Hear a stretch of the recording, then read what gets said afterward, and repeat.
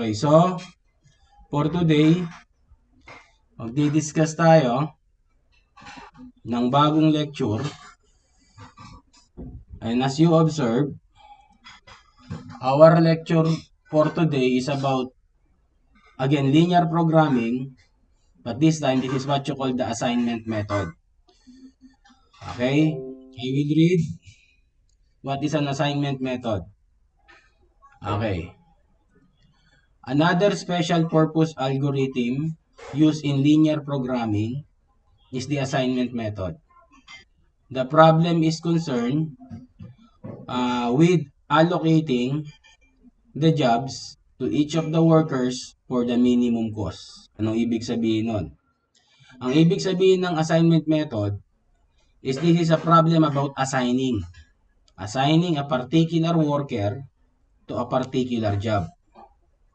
Of course, in a minimum cost. Okay? Para may interaction tayo, I will call someone to read step 1 of the lecture notes.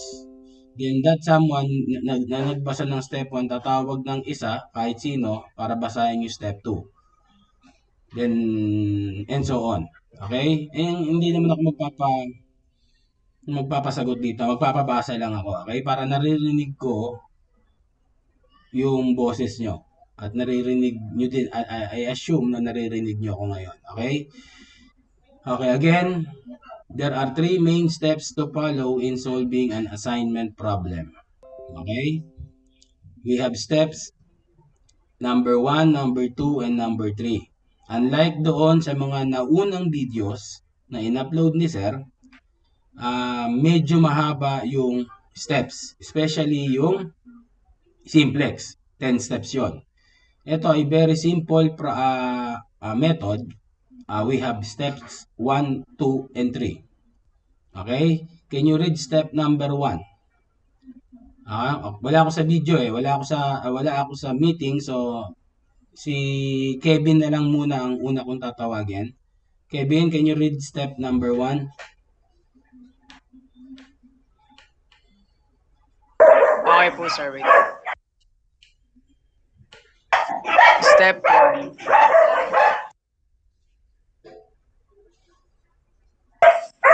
Step 1. Subtract the smallest cost from each entry in each row.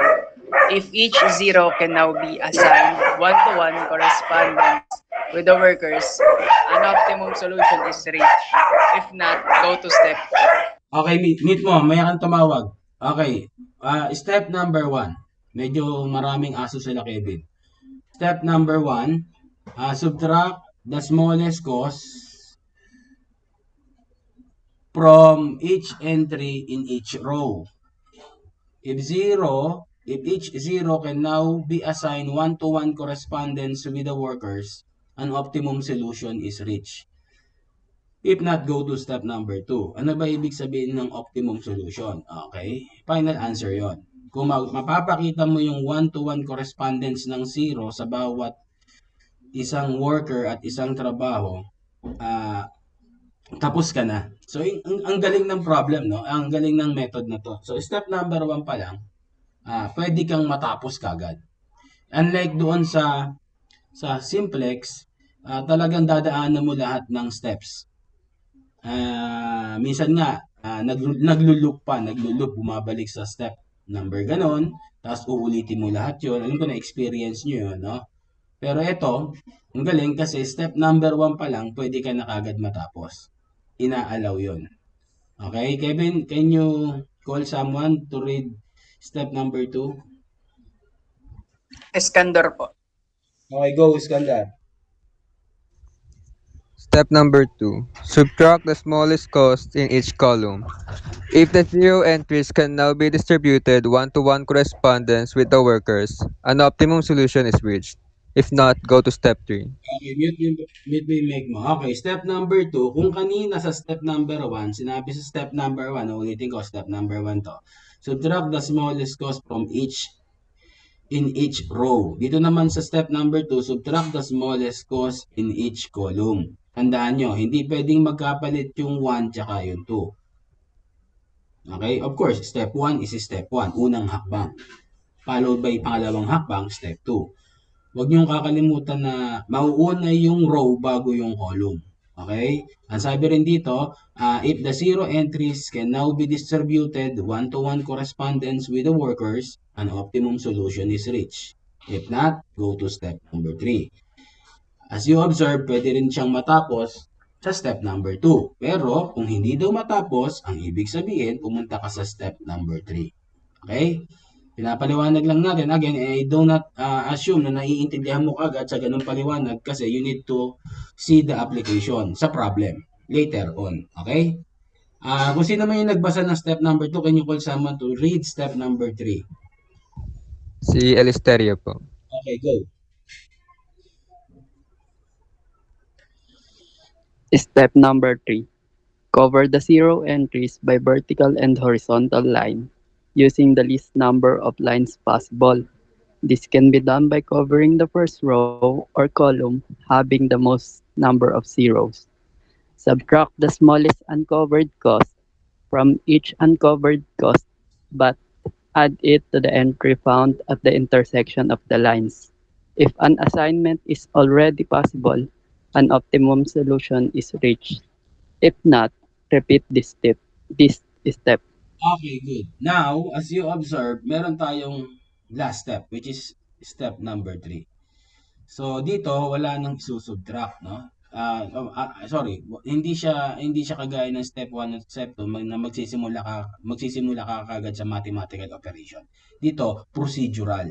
Ang sabi dito, i-cover mo raw yung zero entries by vertical and horizontal lines using the least number of lines possible. Paano 'yon? This can be done by covering first the row or column having the most number of zeros. Okay? Mamaya maiintindihan mo 'yan. Pero as long na binabasa mo, dapat nagkaka-idea ka na. Idea is good.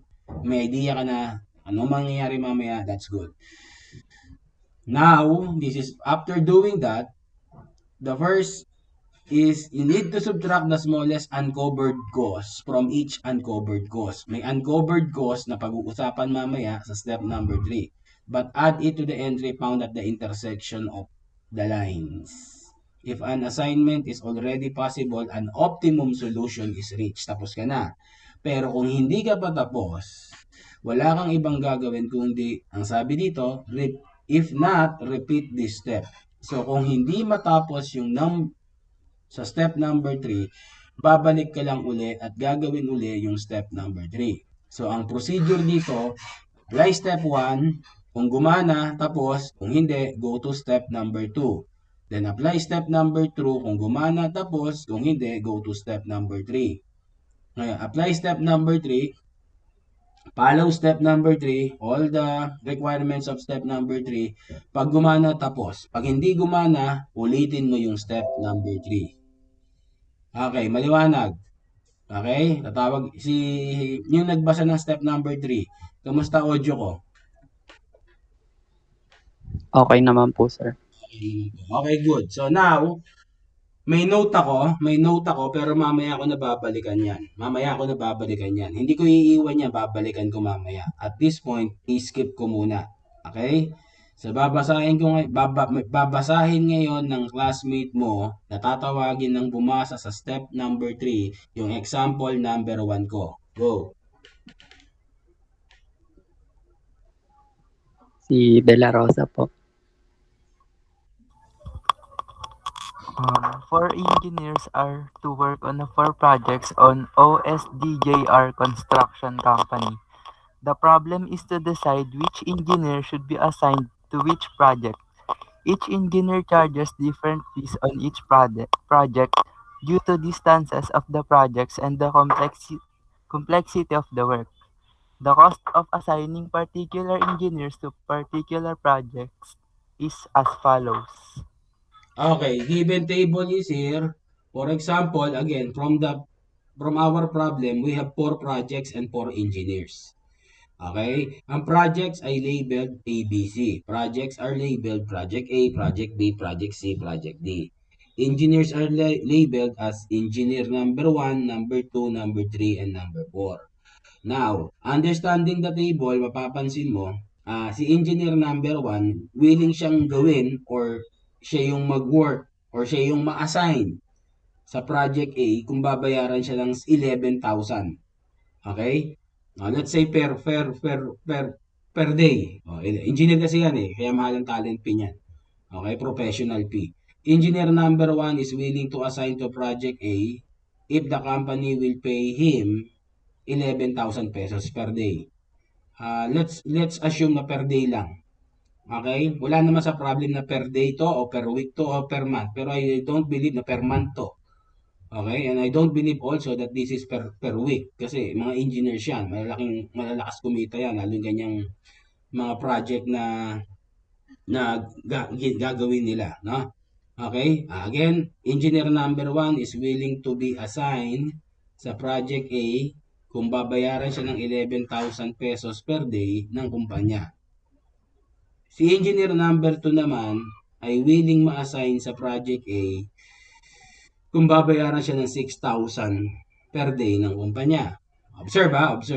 Engineer number 3 is willing to be assigned to assign to project A if the company will pay him 4,000 pesos. Baba, no? Comparing to the other engineers. And engineer number 4 is also willing to assign to project A if the company will pay him on 11,000 pesos. No. No. Ngayon, ang tanong, bakit kaya ganito, sir? Bakit kaya ganito? May 11,000, may 6,000, may 4,000. So, kung ikaw yung kumpanya, okay? Sino yung nagbasa ng problem? Ikaw kausap ko, open your mic. Kung ikaw yung company, kanino mo ibibigay yung project A? Kanino mo ibibigay yung project A? Kung ikaw yung company, hindi ikaw yung engineer. Ikaw yung company. Nasa kumpanya tayo. Yung project A po, sir. Yung project Sa A. pinakamababang po, What's the reason? What's the reason kung bakit doon mo ibibigay? para po mas makatipid po. Very good. So that's our goal, no? We're talking about minimum cost here. Okay? So yung engineer number 3 ang mananalo. Given not hindi pa natin nakikita ang lahat ng detalye, pero if that is the details only, I will give project A to engineer number 3. Tama? Yung kausap ko kanina. Opo, sir. Okay. Again, para mas makatipid. Okay? Kapag graduate mo ng BS Math, dalawa ang pwede mong puntahan. It's either in the academe, magtuturo ka, mag-share ka ng knowledge, or sa industry. Okay? Ganyan ka-flexible yung BS Math mo. Hindi ito trabaho ng mababang posisyon. Trabaho to ng mataas ang posisyon. Kasi ikaw mag-a-assign ng mga, biro mo, engineer. Let's say engineer to. Ikaw mag-a-assign kung sino gagawa sa project na gano'n. This is very interesting topic na nangyayari ngayon in the industry. Okay? Makinig kang mabuti. 3 steps lang naman. Okay, now, kung mapapansin mo, medyo maliit lang naman yung table natin. 4x4 yung table natin. Okay? In reality, in the real world, sa isang kumpanya, hindi 4x4. No? Ang liit naman ng kumpanya na yon kung 4 lang yung engineer tapos 4 lang yung projects nila. No, in reality, siguro maabot yan ng 100 by 100. May 100 na engineers ka, i-apply mo yan sa 100 na projects na tanggap mo in the minimum cost. Kasi yun yung trabaho mo as, let's say, manager. You need to minimize the cost of the company para kumita yung kumpanya. At doon naman matutuwa sa iyo yung may-ari or yung may-ari ng kumpanya. Okay? Kasi nga, nagtitipid ka. Kasi one way of saying na nagtitipid ka is minamaximize mo yung profit ng kumpanya. Minamaximize mo yung profit. Titipid ka ng cost implies you are maximizing the profit. Okay? Okay, good. Now, so even though maliit to, again, yung steps na yan, 1, 2, 3 ay gagana sa malaki o maliit na problem. So, hindi naman natin kailangan magpakita ng napakalaking problem para maintindihan mo yung ating lecture today. Ang sa akin lang is I will apply steps 1 to 3 and I will show you the final solution or the optimum solution for this problem using the assignment method. Okay? Okay, now, uh, sa sa pagsasagot ng assignment method, uh, Kevin, sorry ha, si Kevin kasi wala Yes ko si po. window. Kevin, naalala mo yung simplex at graphical? Naalala mo pa? Medyo po. Hindi naman kayo in particular question. 'Di ba kinukuha natin yung equation na nagde-describe sa problem, tapos ano ginagawa natin para mas mapadali yung problema natin? Yung pagso-solve nun? Kino-convert po. Kino-convert. Re- Ulit. Kino-convert ba agad? Ne, Kevin, Yes, sir. kino-convert ba agad? Ano pa yung ginagawa mo dun bago mo i-convert? Convert and, di ba may end yun? Convert and, Reduce po. okay, reduce. Ngayon, pag-usapan natin yung reduce, Kevin. At some point, nakakatulong ba yung reduce? Yes po. Mas Sa, makakatulong sa, po. ano pa, sa paanong paraan, Kevin? Mas madali po yung mga values na ilalagay po. Kasi Mas mas maliit maliit. ang number, mas madaling kwentahin. Tama?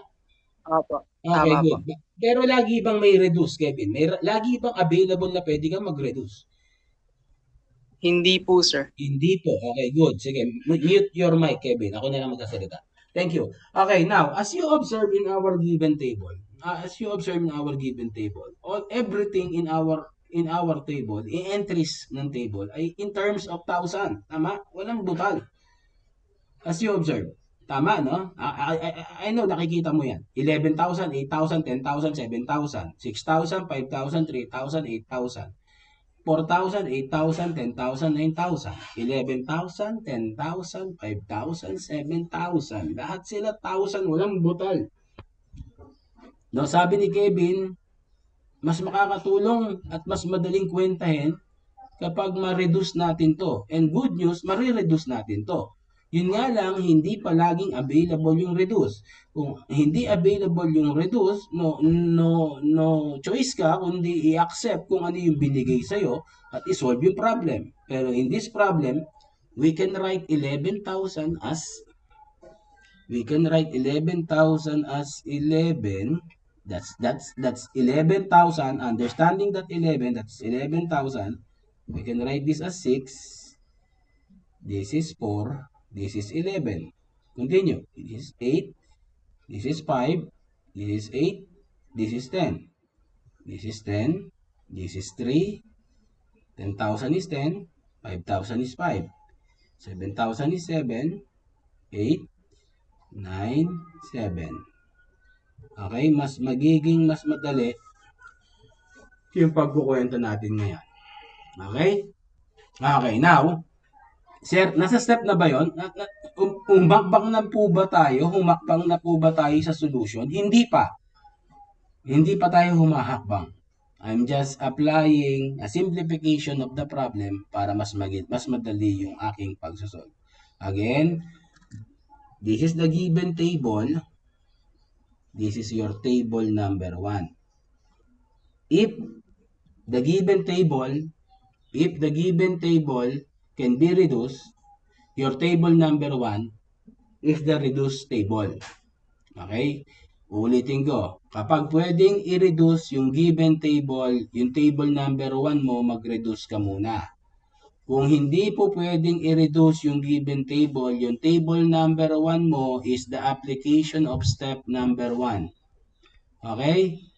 Maliwanag ha? Si Steven. Steven, naririnig pa ba ako? Yes po, sir. Malinaw naman? Opo. Okay, good. Sige, continue ako ha, continue ako. Ngayon, i-apply ko for my table number 2. For my table number 2, I will apply step number 1. O, ulitin ko, babasahin ko yung step 1. Subtract the smallest cost from each entry in each row. If each zero can now be assigned one-to-one correspondence with the workers, an optimum solution is reached. If not, go to step number 2. So, ayan yung table number 1 ko. Ayan yung reference ko in doing table number 2. So, sa table number 1, ano ba yung row number 1? Yung row number 1 is yung row ng engineer 1. Sa row ni engineer 1, hahanapin mo yung pinakamaliit na cost. At ang nakikita kong pinakamaliit na cost ay 7. Ang gagawin mo, yung 7 na yan ay isusubtract mo sa lahat ng entry ng row 1. So, yung 11 minus 7, 11 minus 7 will give you 4. 8 minus 7 will give you 1. 10 minus 7 will give you 3. And take note, 7 minus 7 will give you 0. Okay? Next, gagawin mo yon. Yes. Sir, excuse me po. Naka-share screen po ba kayo? Hindi po kasi namin makita yung solution. Kanina pa ako naka-share screen, di ba? Hindi po namin nakikita, sir. Ay, ba't di niyo sinabi? Sorry. Window. Ano ba yan? Hindi na pa ako nagsasalita. Hindi niyo pala nakikita. Yung sinasabi ko. Sabihin niyo sa akin pag nakikita niyo na. Sorry ha. Nakikita niyo na ba? Kita na po, sir. Ito yung Thank nangyari. you po. Salamat din, Iha. Ha? Okay. Ito yung nangyari. Ito yung given table na sinasabi ko. Tapos ni-reduce ko. Table number 1. Iha, nakikita ba? Buksan mo muna yung mic mo, Iha. Okay po, sir. Kita na po. Okay. Tapos, ito yung mangyayari sa table number 2. Ang sabi ko, sa row number 1, ang pinakamaliit na cost ay 7. Itong 7 na to, isusubtract natin sa lahat ng entries ng engineer 1 or row number 1. Kaya naging 4 is yung 11 minus the smallest which is 7, that is 4. 8 minus 7, that is 1. 10 minus 7 is 3 and 7 minus 7 is 0. Okay? Okay. Now, for row number 2, so find the smallest. The smallest cost is 3. Then subtract natin yung 3 sa lahat. Sige, Iha, huwag mong i-close yung mic mo. Usap tayo. So, 6 minus 3, Iha? 3 po. 3, sige. How about this? This entry. What's this? 3 minus 0 po, sir. 3 minus 3. 5 Sorry. Ay, akala ko po meron na. Sorry po. 5 minus 3 is 2 po. Sige, tuloy mo. Tapos 3 minus 3 para po sa next entry 0. is 0. And the next entry po, 8 minus 3 is equal to 5 po. Sige, thank you. Yeah, mute mo na yan po. Mute mo na yung mic mo. Salamat ha. Salamat din sa pagre-remind na wala akong share. Wala akong presentation. Okay. So the next row is row number 3. The smallest is 4. So this will give you 0. This is 4. Correct me if I'm wrong ha. This is 5 minus 4 is 6. And 9 minus 4 is 5. The last row is row number 4. The smallest is 5. So this is 6. This is 5. This is 0. This is 7. This is 7 minus 5 is 2. Okay. Okay, now, I'm done applying step number 1. Sabi ng step number 1, i-test natin kung tapos na tayo. Ano sabi? Sa step number 1, subtract the smallest cost from each entry in each row. Ginawa ko yon. If the zero can now be assigned one-to-one correspondence with the workers, an optimum solution is reached. If not, go to step number 2. Pag-usapan nga natin yung one-to-one correspondence. Yung one-to-one correspondence, yung zero entries can now be distributed one-to-one correspondence with the workers. Tapos na tayo. So, isang trabaho, isang worker. Isang trabaho, isang worker. That's one-to-one correspondence. Okay, subukan nating mag-assign. So, let's try E1, 2, 3, 4. This is not implication. This is the assignment. Okay? Saan zero? Open your mic. Sir. Saan zero si engineer number 1?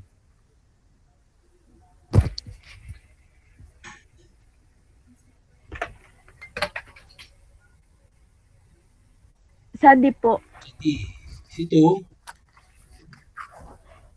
Sa C Si po. 3?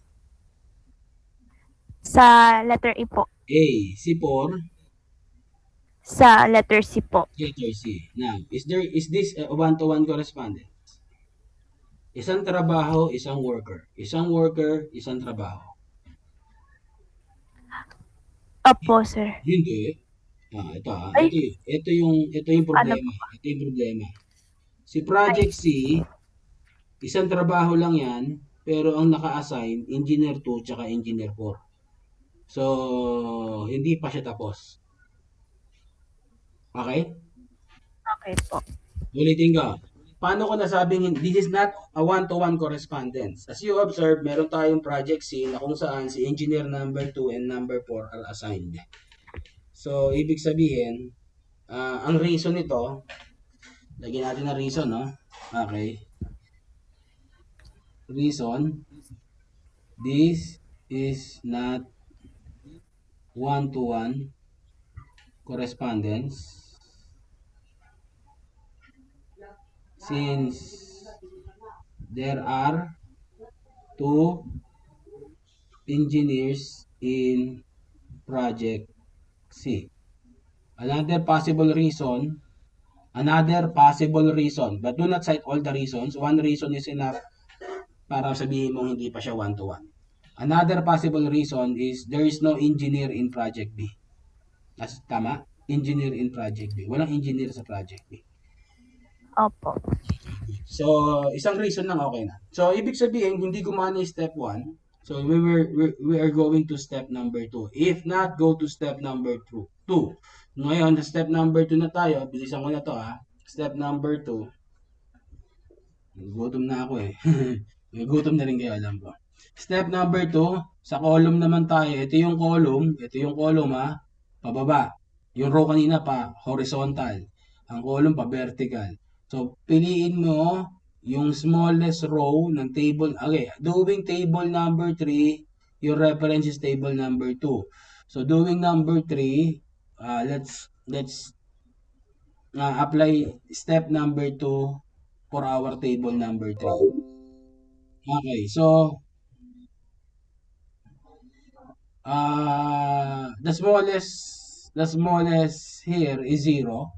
So, if we apply 0, if we subtract everything sa smallest cost, ang mangyayari is 4 minus 0 is 4, 3 minus 0 is 3, 0 minus 0 is 0, 6 minus 0 is 6.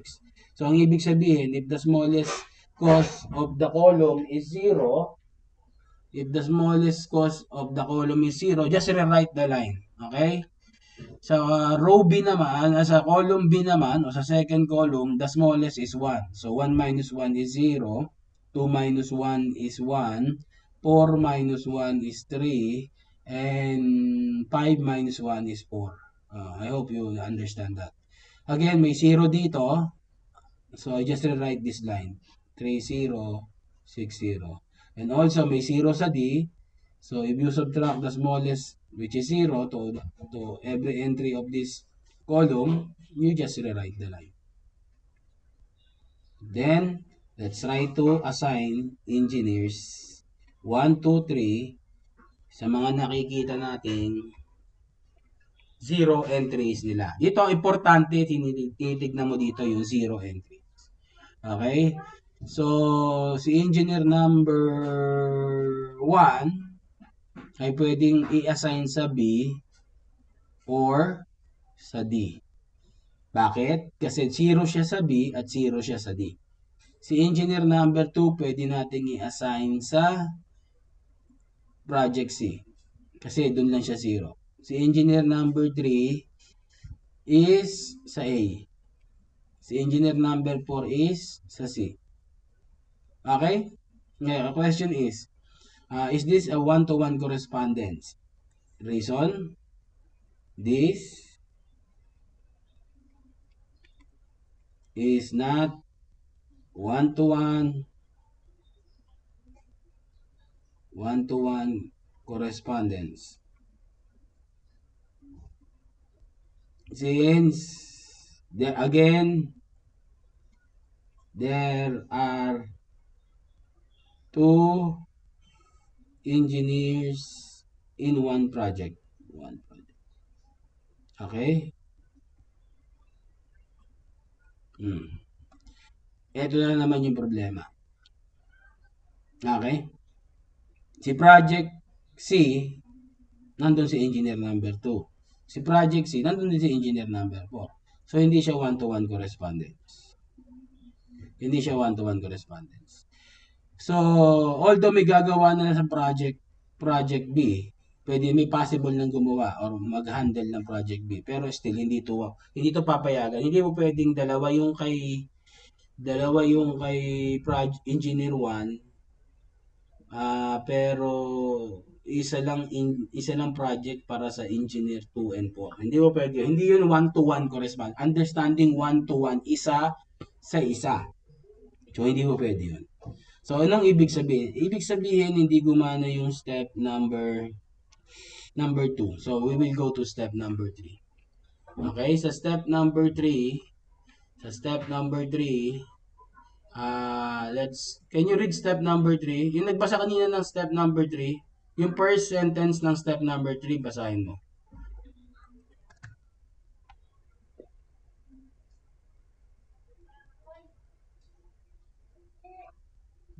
Hello? Ay, ito po sir. Yung first sentence po is, cover the zero entries by vertical and horizontal line using the least number of lines possible. Okay, good. So, this can be done by covering first the row or column having the most number of zeros. So, ang reference natin, bago tayo magpunta sa sa table number 4, is magko-cover tayo dito. And you will use different color for this. Magko-cover tayo. Okay? Pero bago tayo mag-cover, let's observe. Okay? Sa row number 1, ito yung row number 1. Sorry. Ito yung row number 1. Dalawa zero. Sa row number 2, isa lang ang zero. Sa row number 3, isa lang din ang zero. Sa row number 4, isa lang din ang zero. So, in terms of row, pinakamaraming zero yung engineer number 1. Sa column naman, isa sa project A, isa sa project B, dalawa sa project C, isa sa project D. So, mag-cover na tayo. Pinakamarami, dalawa. So, unahin natin yung dalawa. Ito yung i-cover ko. You just cover it by horizontal line. And this is the priority. Then, this is by vertical line. So, kapag naka-cover na yung zero, ang tawag dyan sa mga dinaanan, yung mga entries na dinaanan ng orange line, no matter what kung siya ay horizontal or vertical, ang tawag dyan ay covered cost. Covered cost. Okay, hindi pa tayo tapos. Kailangan lahat ng zero entry ma-cover natin. Ngayon, ang option natin dito, isa na lang yung uncovered na zero. Si 3A. 3A. That's the uncovered zero. So, pwede natin itong i-cover ng horizontal or vertical. So, let's cover it by vertical. So, mapapansin mo ngayon, after covering that by vertical line, yung mga uncovered natin ay wala ng zero. Okay? Ganun ang pagko-cover. Ulitin ko yung pagkakabasa. Ang pagkakabasa ng step number 3 is cover the zero entries by vertical and horizontal lines using the least number of lines possible. This can be done by covering first the row or column having the most number of zeros. Okay, and we will apply this. Now, subtract the smallest uncovered cost from each uncovered cost. Okay, subtract the smallest uncovered cost from each uncovered cost. So, ano ba yung smallest uncovered? Ang smallest uncovered, gagamitan ko siya ng ibang kulay. Let's use color red. Smallest uncovered cost is this one. This entry. Entry of 2B. No? Ang mga uncovered natin, 1, 3, 4, 5, 5, 2. So, the smallest uncovered is 1. So, ang gagawin mo is isusubtract mo yung uncovered sa lahat ng uncovered. Medyo bababa ako, hindi ko makikita. So, okay lang. So, magiging 0, 2, 4. Yung row, yung column na to. Yung column na to. Itong entries na to, sorry. Not the entire column. The following entries. So, 0, 2, tsaka 3. 0, 2, 3. 0,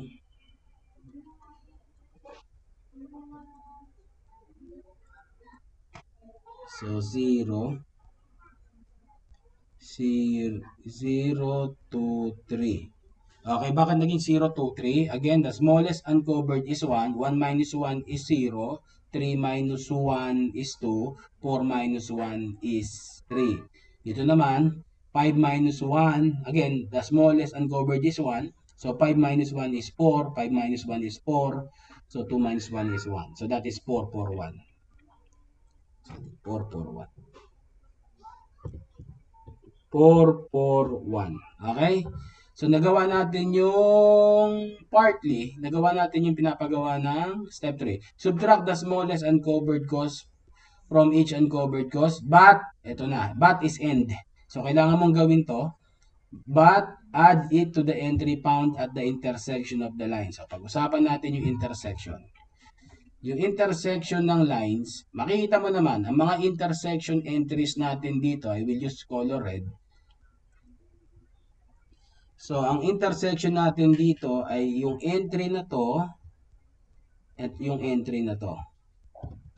Okay. Obviously, alam mo na, kaya mo nang i-explain sa sarili mo kung bakit siya naging intersection.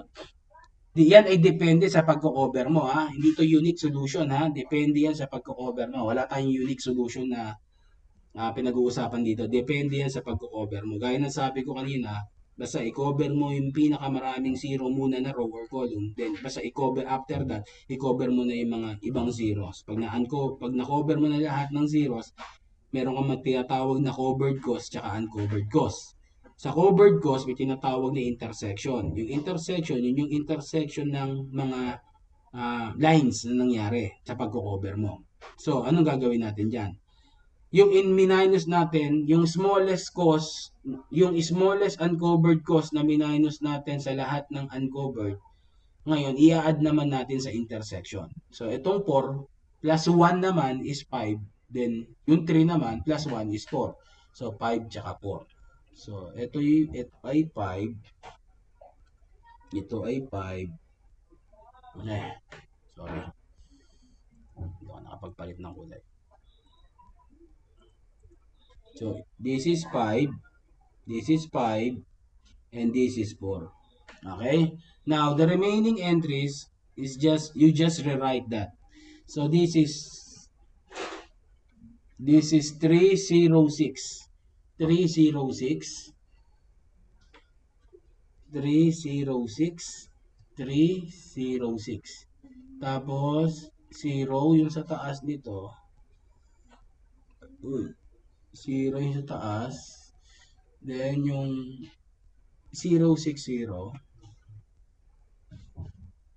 This is 060. Then, ano yun? Yun. 0 din. So, this is 0. Okay, now, so, ulitin ko ha. Tingnan ko kung nagawa ko lahat. Step number 3, cover the 0 entries by vertical and horizontal lines using the least number of lines possible. This can be done by covering first the row or column having the most number of zeros. Subtract the smallest uncovered cost from each uncovered cost but add it to the entry found at the intersection of the lines. Nagawa ko lahat yun. If an assignment is already possible and optimum solution is reached, if not, repeat this step. So, let's try. So, let's try to assign now. So, engineers 1, 2, 3, 4. So, assignment tayo. So, possible assignment ni 1 is B or D. Alam mo na yung symbol na yan, or yan. Next is B or C. B or C. Next is A. Next is C. Okay? Now, ano ibig sabihin nito? Ang ibig sabihin nito, si engineer number 1, pwede mo siyang i-assign sa B or D. Pag may option siya kung saan, mamaya na yan. Ang priority natin dito yung walang option. So, i-final na natin yung assignment ng engineer natin. I-final na natin yung assignment. Ito, wala siyang, si engineer number 4 is only for project C. So, ibigay na natin yung C sa kanya. So, okay na siya. Si engineer number 3, again, also is only for A. Okay, now, the engineer number 2 is for B or C. But observing the assignment, binigay mo na yung C. Binigay mo na yung C kay engineer number 4. So, wala na siyang ibang pupuntahan for one-to-one correspondence, ibigay mo yung B sa kanya. Again, hindi mo pwede nang ibigay yung C dahil naibigay mo na yung kay 4. Okay? The same with engineer number 1. Engineer number 1, the option is B or D. But observing the assignment, B is for engineer number 2. So, engineer number 1 is for D. So, as you observe, now, ang reason natin dito, pag pinahano ang reason, this is 1-to-1 correspondence. Okay? This is 1-to-1 correspondence. And this is done. Okay? So, gagawa ka na ng conclusion. Lagay mo, this is the assignment plan. Engineer number 1 is for is assigned sa project D with how much? Lagay mo yung presyo kasi importante yan. Kano ba yung engineer number 1 sa D? 7,000. 7,000 with 7,000 with 7,000. Engineer, pakitulungan nga ako. Engineer number 2, i-assign ko sa project B. Magkano? Parang hindi na ako umangat. Kevin, ikaw na lang. Sir, yung PDF po, Ay, pag di ko inangat, di nyo rin pala makikita. Sorry. Ay, pero binotes kayo. Engineer number 2, saan ko inassign? B? Ako na lang po, sir. Si engineer number 2 po, 5,000. Si engineer number 2, 5,000. Sa B? Okay, sige, tama. 5,000. Sige, 5,000. So, pesos lagay mo dyan. Pesos yan, ha? 5,000. Pag walang indicated, nasa Pilipinas ka, pesos yun. Engineer number 3. Saan i-assign? KA po, How much, please? 4,000 pesos po. Sige. Then, engineer number 4. KC po, 5,000 pesos po. With 5,000 pesos. Okay, now, sasabihin mo yung total. The minimum cost, assignment cost for this problem is the total. 7,000 plus 5,000, 12,000 plus 4,000, 16. Tama ba? 1,000. What is 5 plus 7 plus 5, 12 plus 4, 16, 21,000. Is 21,000. Oops, so to 0 pesos. Okay? Medyo mahirap ako. Pangat talaga ako magsulat. Pero mas pangat yung sulat ko dito kasi ang hirap magsulat dito. Okay, so this is done. As you observe, tapos na yung problema. May tanong ba? Open your mic kung may tanong ka. O may suggestion ka or may gusto kang sabihin. Okay? Ibibigay ko rin ito mamaya sa room yung notes na may sulat. So don't worry. ibibigay ko to. Ang maganda dito is naka-attend ka ng lecture. Madali lang sana to, mabilis lang. Kaya lang, dinahandahan natin para mas maintindihan. Para din sa iba. Okay? Iha, yung kausap ko kanina, nang huli. Maliwanag ba para sa'yo? Maliwanag po, sir. Maliwanag. Very good. Okay? Okay, good. So, balik ako sa, stop ko lang yung record ko. So, hindi, wait lang. Meron pa akong, yung note na babalikan ko, sabi ko. Paliwanag ko lang yung note na babalikan ko. If an assignment is optimum, an assignment is in optimum if the number of lines used is equal to the rows or the number of columns. Ano ibig sabihin na? Gawa tayo ng ibang gamit tayong green. Okay? Kung sakali na hindi ko nakita tong assignment na to, example, hindi ko nakita tong assignment na to. Ang gagawin ko is, I will repeat step number 3, covering all the entries, 0 entries. So, ang gagawin ko, ang mangyayari, dahil hindi ko nga nakita yung assignment nito, kunwari lang, hindi ko nakita. Lalo pag malaki yung table, minsan hindi mo nakikita eh. But you are guided. No? Ang una natin gagawin is magko-cover uli ng cost. Yung pinakamaraming zero dito, dalawa lang. Okay? Ito yung dalawa na yun. Dalawa zero nito. Unahin ko na yan. Okay? Dalawa zero nito. Ito, dalawa zero nito. Okay? Dito, ilan ang zero? Iha. Dalawa rin po, sir. Literal, dalawa yung zero dyan. Pero na-cover na yung isa, di ba? Opo. Okay, so isa na lang. Isa na lang po. Okay, sige. Isa na lang. So, pwede ko siya i-cover ng ganito. Ito rin, ito, ganito. Okay. Ngayon, mayroon pa bang zero entry na hindi naka-cover? Wala na. So, okay na yan. Kaya lang, kung bibilangan mo yung lines na ginamit ko, gumamit ako ng dilaw. Gumamit ako ng isa. Ba't yun? Gumamit ako ng isa, dalawa, tatlo, apat na linya. Yung apat na linya ko ay eksakto ay number of rows ko or number of columns ko. So, anong ibig sabihin nun? Ang ibig sabihin nun, sabi ng note, kung ikaw ay meron ng equal number of lines na ginamit sa rows or sa columns, ibig sabihin nun, tapos ka na, bumalik ka na.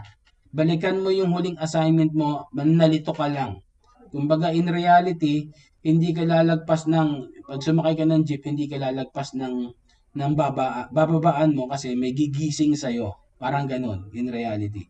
Okay? Again, because of the note, we are guided kung siya yung magsasabi kung tapos na tayo o hindi pa.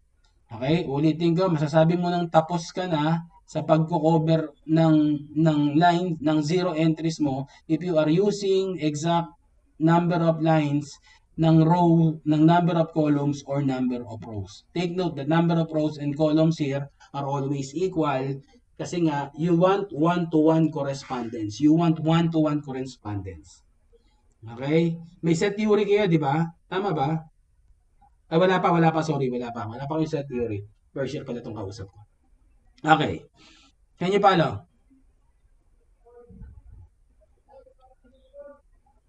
Naiintindihan ba? Wait lang. Mabalik ako ng stop ko na yung recording ko.